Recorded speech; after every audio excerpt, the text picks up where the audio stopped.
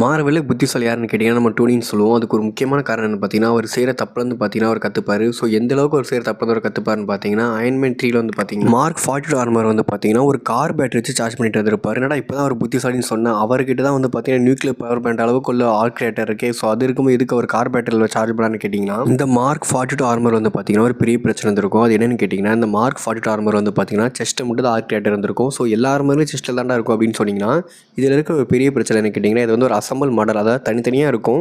So நம்ம டோனி கூப்பிடும்போது பார்த்தீங்கன்னா அசம்பலாகி சூட்டாக மாறும். ஸோ இந்த மாதிரி இந்த ஆர்கிரேட்டர் செஸ்ட்டில் மட்டும் இருந்தாலும் வந்து பார்த்தீங்கன்னா மற்ற பார்ட்ஸ்க்கு வந்து பார்த்தீங்கன்னா கரெக்டான நல்லா பவர் போயிருக்காது. ஸோ இந்த பிரச்சனையை சரி பண்ணுறேன்னு சொல்லிட்டு நம்ம டோனி என்ன பண்ணியிருப்பான்னு கேட்டிங்கன்னா, ஸோ அதுக்கப்புறம் ரிலீஸ் ஆன ஏஜ் ஆஃப் அல்ட்ரான் படத்தை வந்து பார்த்தீங்கன்னா அல்பூஸ்ட் ஆர்மர் வந்து பார்த்தீங்கன்னா தனித்தனியாக கை தனியாக கால் தனியாக எல்லாத்தையுமே ஆர்கிரேட்டர் வச்சிருப்பாரு.